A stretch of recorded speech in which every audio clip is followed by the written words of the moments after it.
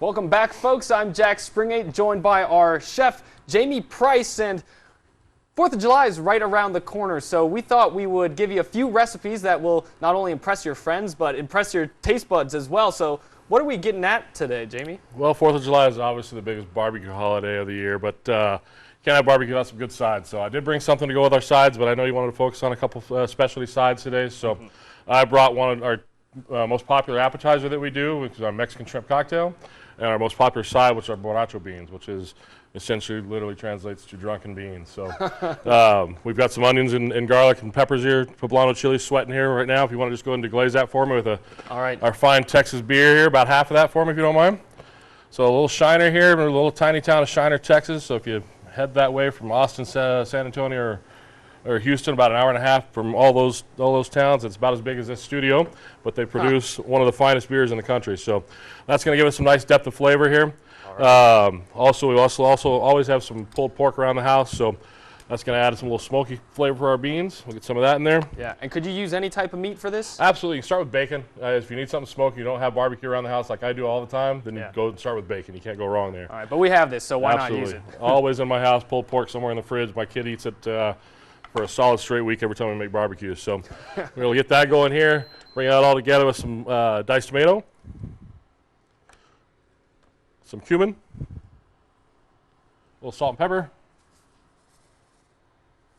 and then some pinto beans. Now, you don't see a lot of baked beans in Texas. Most of the bean dishes and the barbecue joints are going to be pinto based. A lot of Mexican influence here in Texas, so this will be similar to what you see at a Mexican restaurant as well.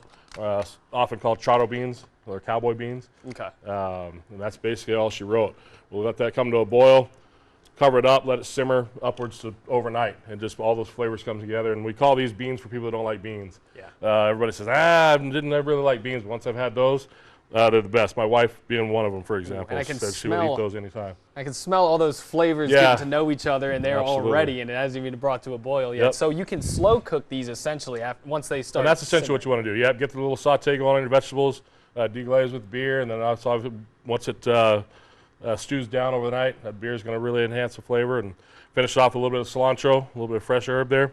Oh yeah. That is some nice aromatics. Exactly. And that's our borracho beans. So yeah, we'll let that sit. I've got a finished product here for when we go to plate up here in a little bit.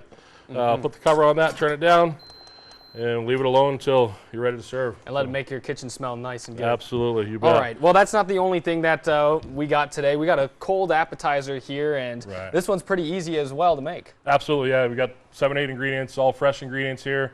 Starting with some 16, 20 count shrimp. Can I help? Absolutely. Let me get a couple of these ingredients in there first. All right. Tomato-based product, either Clamato is most common, or there's Camarón Asado, as you'll find in Mexico, is a shrimp-based tomato juice. Okay. A little bit of ketchup. So we're basically making a Mexican cocktail sauce, if you will. All right. About 3 parts of the Clamato to 1 part ketchup. If you want to squeeze a couple of those limes in there for me. Awesome. Cool. Spoon in about half of that horseradish. All right. I'll take those. All right. Take it. Hand off. Okay. 1 spoonful? Yep. All right. I'm a big horseradish guy, so I always overdo it and make it miserable for everyone else. So yeah, horseradish is not necessarily a Mexican ingredient, but this does kind of give that little bite to it that we want. A little jalapeno as well. Same spoonful? Yep, about that. About half of what's in there. Okay. Yep. Again, I always overdo the jalapeno. No worries. Yeah. Red onion, cilantro. All of it, or? Yep, we'll throw all the onions in there. Oh, boom. About half those cucumbers over there. Get a little bit of cilantro. Yep, cilantro. And this is a really, obviously, super fresh, perfect summer appetizer here. You'll find this back home. They serve it in a chilled mug, beer mug, or a schooner a lot of times if you get the right place. Yeah. It's a big old beer, and that's just probably my go-to every time I'm back home. Awesome. Hitting the Mexican restaurants, we get Mexican shrimp cocktail, and like I said, this is probably our most popular appetizer. A lot of people aren't familiar with it, and once they've had it, go, wow, that was great. And we get repeat orders on it all the time. It's better when you can make it at home and make it anytime. Absolutely, you bet. Yep. All right, so how many? Yeah, about half of that. Okay. We want some nice crunch with the onion and the some good texture. The cucumber. Yep. I'm using the English cucumber, and a little bit better snap to it.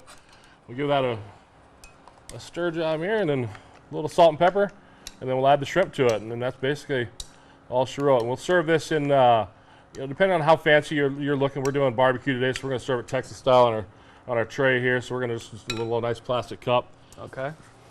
Salt and pepper, and then you're going to dump those shrimp there. We're good to go. all of these shrimps. Straight from the Gulf, I Absolutely, assume. our Gulf shrimp. Yep, Texas Gulf shrimp. That's perfect. We're looking for just enough the mixture there to coat all the shrimp. Oh, wow. And Look every at bite, the you know, glaze. if you're doing small decorative type cups for a fancy gathering here, cut the shrimp in half. You'll have a little bite-sized shrimps there. And there we go. There's one little side cup there. Right, I've got them in front of me. I'm sorry. Oh, there we go. It's your kitchen. Yeah, there you go. Oh my gosh, it's perfect. All right. Hey, can we get a closer look at this? This is amazing. And I've got some diced avocado here that I've already started working on. We'll finish it off with that. And I just like to kind of garnish the top of it with avocado. Right. There you go. So everyone gets a little bite of it there. That's so everyone can see the majesty of those shrimps. Yep, If I was a shrimp, that's how I would want to be served. For sure. Put out a tray of those and everybody's happy to get started. So can't go wrong with that. Yeah. Gotta do a little mixing here. Fix it up. All right, Once steer again. it up. Little shrimpies, steer it up. You ever sing while you're cooking? I don't think anybody's going to want to necessarily hear that, but you're doing fine yourself there. Well, That looks great. talk about your business a little bit, the place that people can get some of these recipes that you make, and Sure. obviously this segment's been inspired by a lot You of bet. your LBJ recipes. Texas Barbecue is what our company's called, named after our 3 kids, Lauren, Bella, and Jace. Also being from Texas, there's an LBJ theme there, so that's kind of how we came about that. I wanted to honor the kids, and they've always cooked. My middle daughter's cooked since she was 2 or 3 years old with me, so and then all of them have chipped in at some point in time. They work the truck with us every once in a while, but it's a side business for us. We do nights and weekends. We'll do a few festivals throughout the year. We do catering on a limited basis, and then I do some email. I've got an email list that we do email. So like 4th of July, I've got an email order list that people can order from as well. What are some of your favorite traditions around the 4th of July? Well, barbecue, obviously, and brisket being from Texas is number one, which I happen to bring one of those. So. Oh, did you now? I sure did. Yep. So. all right. Just came off the smoker about an hour ago. Yeah, let's check it So out. yeah, if you want to move that out of there, I'll get Move this these guy on. shrimpies out of the way. And we did bring a finished beans as well. I'll snag those beans from our magic food storage container. All right, we'll get all this whipped up together on our tray Oh here. my gosh, if That'll I was be- a cow, that's how I would want to go too. You want to slide that to the side just a little bit for me and get this brisket on there. Yeah. This brisket's been on the smoke for about 15 hours overnight. We pulled it off, let it rest here for about the last hour and a half. You see all the juice that came out of that Yeah. brisket. So this is going to be a tasty brisket. All right. Slice that up here. So We're always any- going to cut against the grain on your meats such as flank steak and brisket. Any of the lean meat's got a lot of grain in it. I basically start from the corner. We'll just run it down. You see all the nice pink in there. This nice smoke that came through.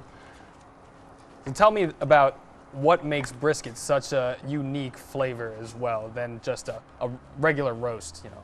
Well, brisket's got a lot of fat in it. That's one of the reasons it's from the chest of the cow here, so does a lot of work. So it's one of your toughest cuts of meat. So it needs a lot of attention in the smoker. So it needs that 12, 15 hours to break down all the fat throughout, and that's where you get all your flavor here. So we got our slice from the flat part of the brisket, and if you cut across this top here, Oh, this is where your Don't burn do it ends to will 'em. come from. don't do it to them. Yeah, that's all your Wow. Yep. So you basically take this cut, re-season it, stick it back on the smoker, and cut it into cubes. That's where your burn end come from. So this is where all our melt in the mouth, your cook's cuts come from. You see how much? Can I get a quick taste test? Absolutely, give it a shot. I mean, I can't even pick up a whole piece without it breaking Yeah, up. this side here is a super tender. Knockout. Wow. That. That's some Texas home cooking. Beauty. Well, let's show everyone how this looks at the end of the day. And Yeah, Texas Hill Country, good Texas Hill Country joint. No forks, no knives. Give me a nice little tray full of meat, a couple of sides, pickles and onions. Usually I'll slap a piece of white bread on there. If you want to get the shrimp cocktail, maybe a little side of the beans, and we're good to go. snag some beans. Bud, I'll trade you. All right.